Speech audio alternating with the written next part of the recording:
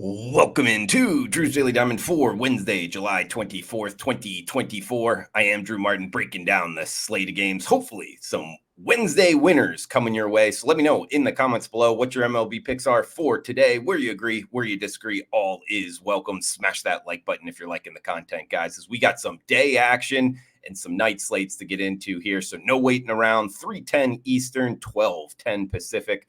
Colorado Rockies hosting the Boston Red Sox. Final game of the series with Nick Pivetta going for the Sox, Cal Quantrill going for the Rocks. Total of 10, minus 170. That's the Red Sox as the heavy road favorite.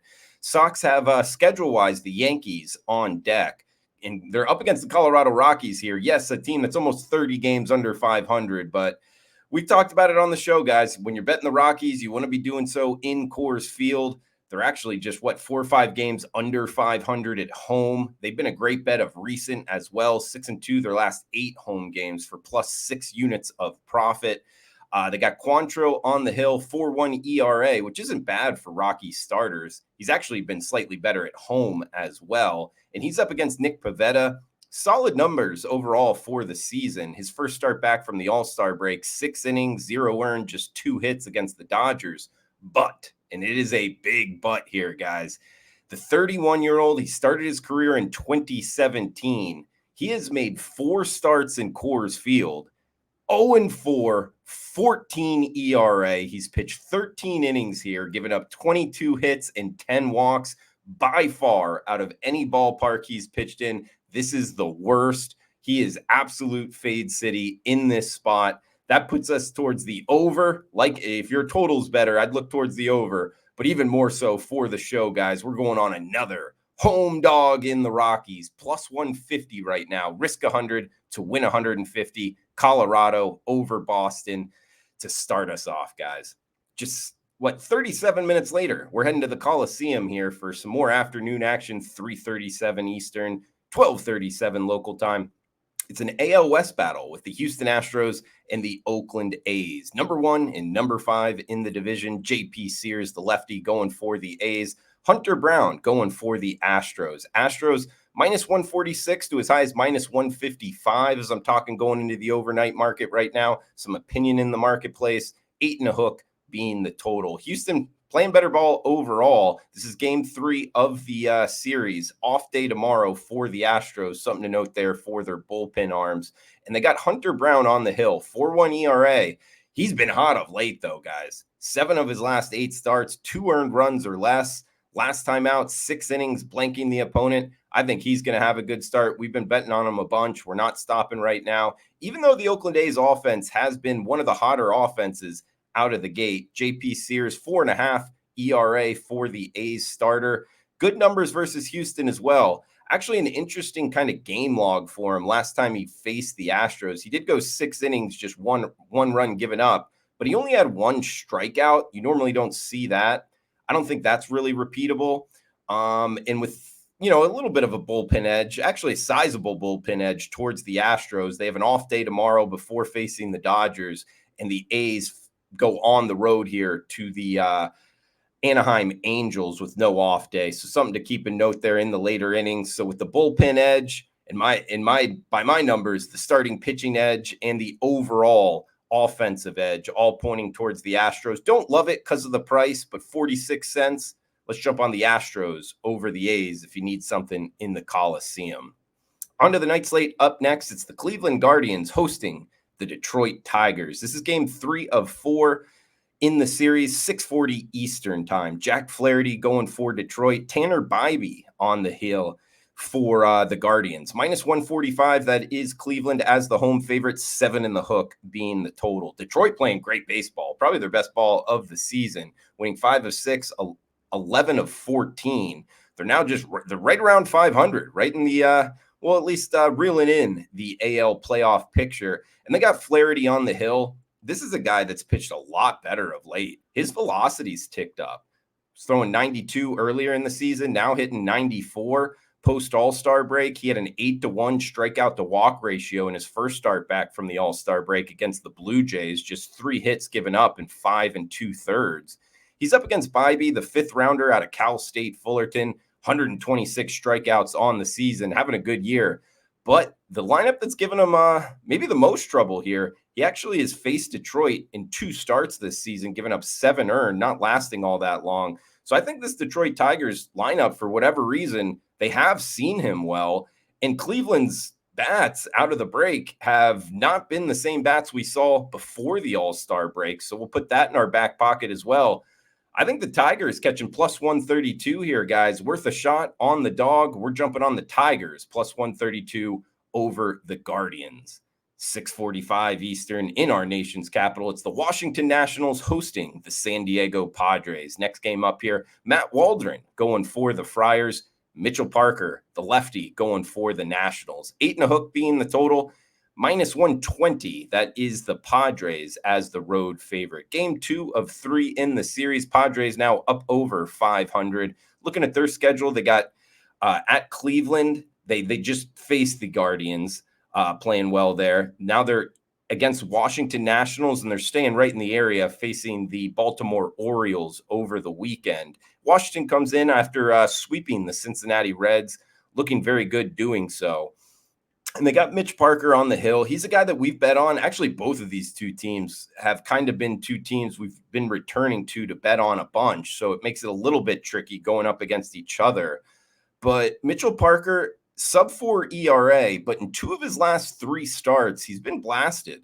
Not out of the first, his last time out, giving up 5 earned against the Milwaukee Brewers. So we'll see how he kind of bounces back here against the Padres lineup that overall, one of the better lineups in MLB, right outside the top 5. They have struggled a little bit more against lefties than righties. It's not the same drastic dynamic that we saw earlier in the season. They've actually had some success against southpaws, so we'll see if they can keep that up.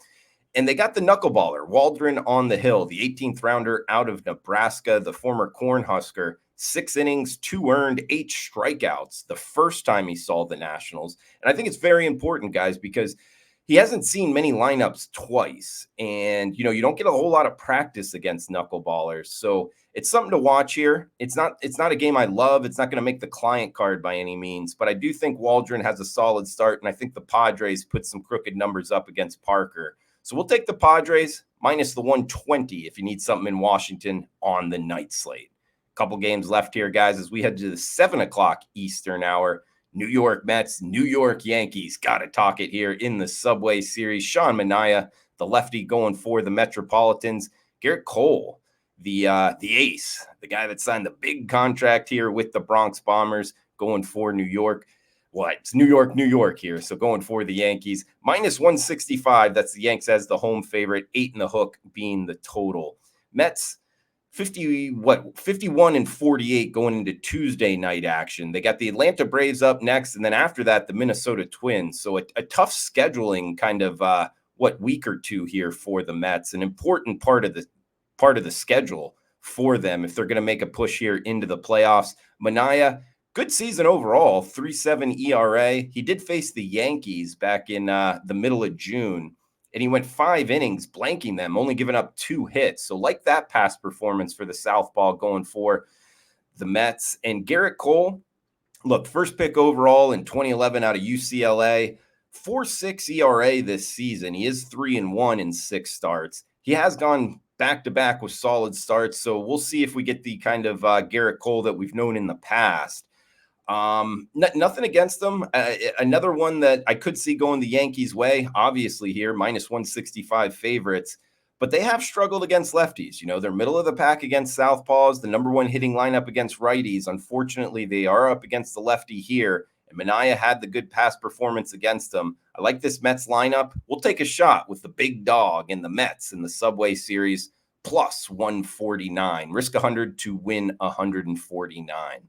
Got 1 game left here, guys, on the Wednesday slate. Hey, check out Premium Picks, WagerTalk.com, experts page, Drew Martin, 4% big bet. Going early on Wednesday if you want to check that out, guys. Also got the football packages up and available, which you get baseball for free if you buy a football package. Something to check out there. Drew Martin, WagerTalk.com. Comment below, smash that like button, guys. I'll be in there chiming in throughout the Wednesday as well. All right, last game, guys.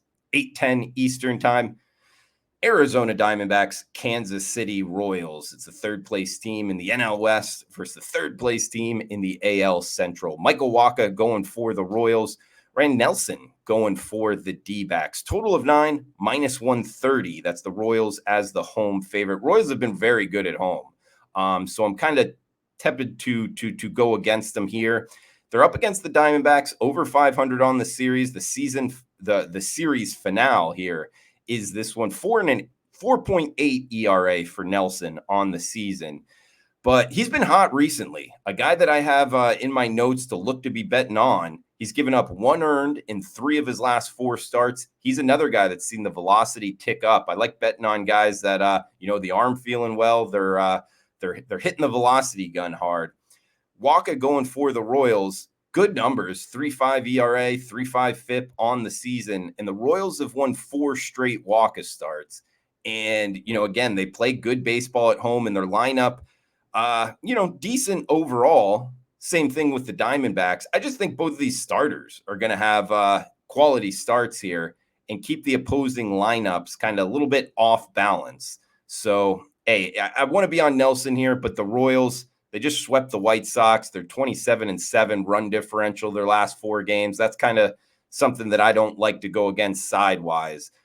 Either way, guys, we get a total of 9. That's a pretty hefty total in a pitcher's ballpark at night. 2 good starters. I don't think we get to 9. I think this finishes 4-3, if not less. Maybe 3-0, something in that range. So we'll go under 9, and we actually get plus money on it right now.